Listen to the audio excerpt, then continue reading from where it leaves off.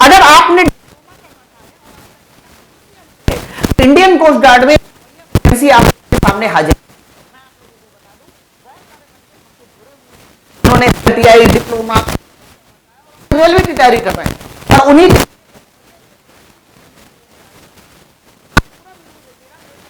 बताऊंगा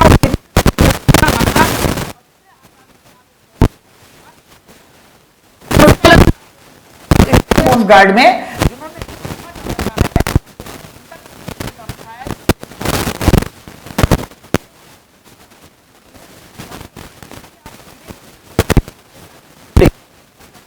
पर बात करता हूं सर फॉर्म कब से निकलता है, एग्जाम डेट क्या है, तो अगर यहां पर आप देखें तो फॉर्म के जो भरने की डेट है ना वो 3 जून है, मतलब 3 जून से ये फॉर्म जो है स्टार्ट है। और आगे देखिए इन्होंने जो लास्ट डेट लिखा है वो 3 जुलाई है, तो 3 जून से 3 जुलाई के बीच में आप फॉर्म को फिल कर सकते हैं।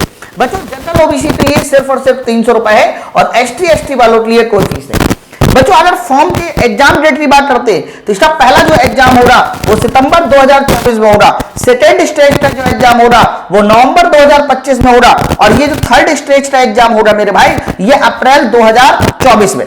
मतलब ये सारी की सारी इन्होंने एग्जाम डेट दे रखी है कि भाई ये हमारी एग्जाम डेट है। लेकिन अभी आपको ये क्लियर नहीं होगा कि ये पहला दूसरा और ये थर्ड एग्जाम डेट है क्या। बच्चों है क्या, यहाँ पर डिप्लोमा वाले अलग पेपर देंगे और इंटर वाले अलग पेपर देंगे। तो जब आप आपका सिलेबस समझोगे और समझोगे हमारा फर्स्ट स्टेज है कौन हमारा सेकंड स्टेज है तब आपको ये बात समझ में आ जाएगी। फिलहाल अगर हम लोग और आगे बढ़ते हैं तो यहां पर नंबर ऑफ वैकेंसी की बात करते हैं। बच्चों देखिए ये जो हमारा जनरल ड्यूटी है मेरे भाई, ये जो जनरल ये 10+2 पीसीएम वालों के लिए जिन्होंने फिजिक्स और मैथ से अपना इंटर करना था, यानी 10+2 फिजिक्स और मैथ से अगर इंटर है तो आपके लिए 260 वैकेंसी है। जबकि अगर आपका डिप्लोमा है और डिप्लोमा किससे है, इलेक्ट्रिकल से है, से इलेक्ट्रॉनिक से है, तो ध्यान रखिएगा आपके लिए टोटल नंबर ऑफ पोस्ट 60 है। ये हमारे इंडियन कोस्ट गार्ड में ये तो क्लियर हो। अब जिनका डिप्लोमा है और प्लस हमारा इंटर है तो वो दोनों वैकेंसी के लिए फॉर्म भर सकते हैं। बहुत ज्यादा टफ कंपटीशन नहीं होता, सिलेबस भी बहुत आसान है। अगर मैं एज की बात करूं तो इंडियन कोस्ट गार्ड में मिनिमम एज 18 साल है और मैक्सिमम जो एज है वो हमारी 22 साल है, यानी जो भी कैंडिडेट होना चाहिए वो 18 से 22 के बीच में होना चाहिए। अगर बात आगे वैकेंसी की करते हैं, थोड़ा और एलेबोरेट करके करते हैं, जनरल और कैटेगरी वाइज करते हैं। ये जो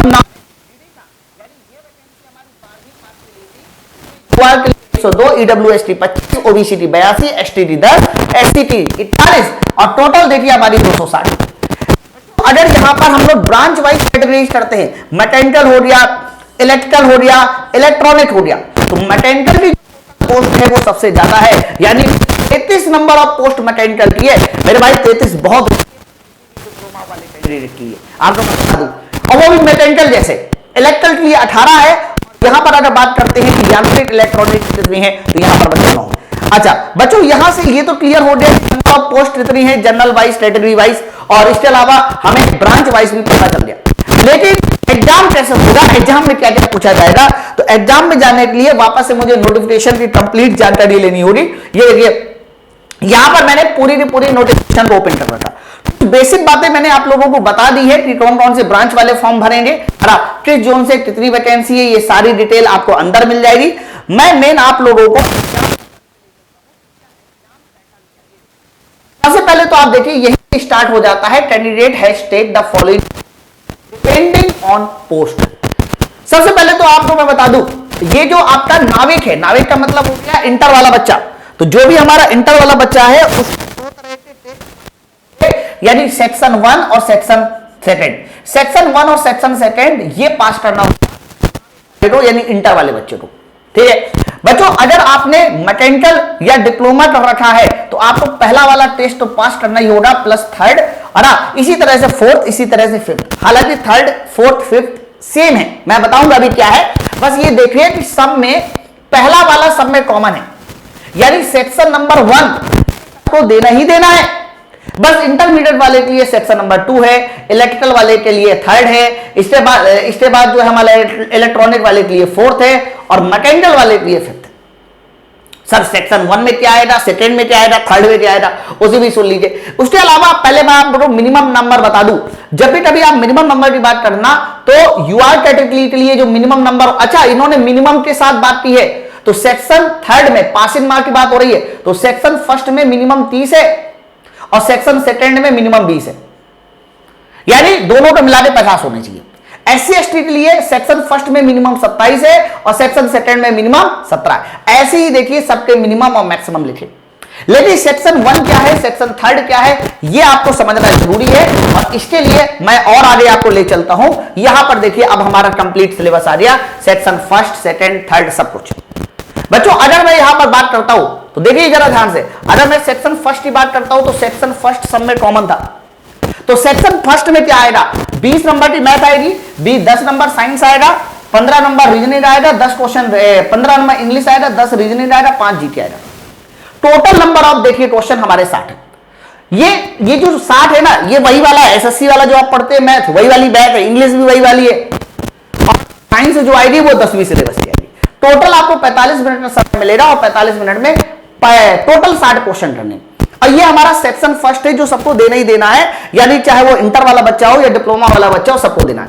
अगर बात यहां पासिंग मार्क की करते हैं तो यूआर के लिए सेक्शन फर्स्ट में 60 में से आपको 30 नंबर लाना है और SC ST वालों को 60 में 27 नंबर लाना है। ओके, अब मैंने याद करो बताया था जो इंटर वाले बच्चे उनको सेक्शन फर्स्ट के साथ प्लस सेकंड देना।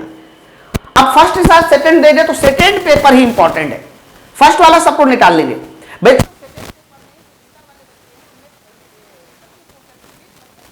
मैथ यहां पर जो फिजिक्स और मैथ आनी है ना, मैं थोड़ा सा इसको अच्छे से आपको समझाता हूं। यहां पर जो फिजिक्स और मैथ आनी है ना, ये मैथ हमारी आनी है इंटर वाली पूरी फिजिक्स आएगी, इंटर वाली पूरी मैथ आएगी। जबकि अगर मैं बात करता हूं यहां जो सिलेबस था सेक्शन फर्स्ट का, ये पूरा का पूरा हाई स्कूल स्टैंडर्ड था, है ना।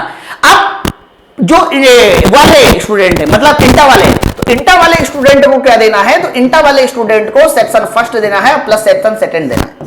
जबकि अगर बात करते हैं डिप्लोमा वाले स्टूडेंट के लिए तो सेक्शन फर्स्ट के साथ थर्ड दे सकते हैं, फोर्थ दे सकते हैं, फिफ्थ दे सकते हैं, बस उसमें कुछ ब्रांच को कैटेगराइज किया गया है। जैसे कि थर्ड में हमारा इलेक्ट्रिकल है, फोर्थ में हमारा इलेक्ट्रॉनिक है, फिफ्थ में हमारा मैकेनिकल है। तो पहला वाला पेपर सबको देना है। अब सेकंड वाली स्टेज में देखो 50 नंबर आएगा, जो कि हमारा टेक्निकल का 50 नंबर पूरा, और इस टेक्निकल के 50 नंबर में से आपको मिनिमम जो लेके आने हैं वो 20 लेके ही आने हैं और 17 जो है SC ST वाले। ये 50 नंबर के लिए आपको कितना समय मिलेगा, 30 मिनट, यानी 30 मिनट में आप लोग 50 क्वेश्चन टेक्निकल का अटेम्प्ट करेंगे। अब ये बात समझो, सेम तरीके से हमारा इलेक्ट्रॉनिक लिए सेम तरह से मैकेनिकल के। तो जब आप लोग ये 2 सेक्शन का पेपर देंगे तो 2 सेक्शन का पेपर देने के बाद जो है फाइनली आपकी मेरिट बनेगी और मेरिट बनने के बाद फिर आपका फाइनली जो है सिलेक्शन बनेगा। तो ये पूरा प्रोसीजर है। तो मैं अगर मोटा मोटा आपको समझाऊं क्या होने वाला है तो आप सीधा सीधा हिसाब किताब यहां से समझो कि आप लोगों को सबसे पहले तो जो भी इंटर वाले स्टूडेंट है उनको 2 पेपर देने हैं। पहला जो पेपर होगा आपका वो 60 नंबर का पूरा नॉन टेक होगा, 60 क्वेश्चन का नॉन टेक होगा। और इस 60 क्वेश्चन के नॉन टेक में क्या क्या आना है, तो क्या ना इस 60 क्वेश्चन के नॉन टेक में आपका साइंस आना है, साइंस के साथ साथ आपका जीके आना है, जीके के साथ साथ मैथ आना है, मैथ के साथ साथ इंग्लिश आना है, साइंस के साथ मैथ, ये पूरा हमारा 60 है। पहला पेपर आपको देना ही देना।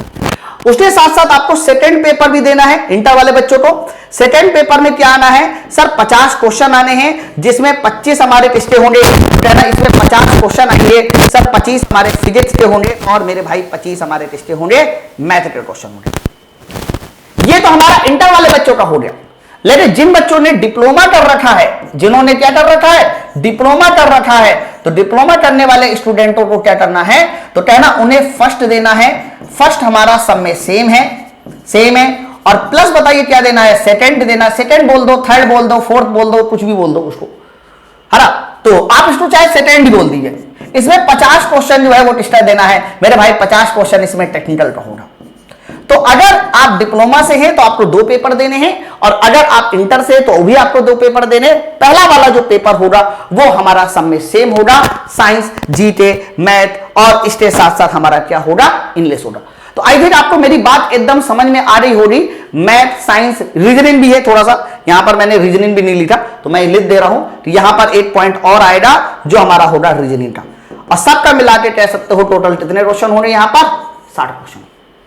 तो मेरी बात आपको समझ में आ रही। अब मैं आपको आगे बताता हूं बच्चों, जितने भी बच्चे मेनली इंटर से फॉर्म भरने वाले हैं, दैट मींस फिजिक्स और मैथ से फॉर्म भरने वाले हैं, तो इसका माई पाठशाला एप्लीकेशन पे बैच स्टार्ट हो चुका है फिजिक्स और मैथ वाले का। तो इस बैच को ज्वाइन करने के लिए आप डायरेक्टली दिए गए नंबर पर फोन करिए 9696 102 411। तो शुरुआत वाला पोर्शन सब कर लेंगे, लेकिन मेन जो सिलेक्शन होगा वो यहीं से होगा, यहीं से।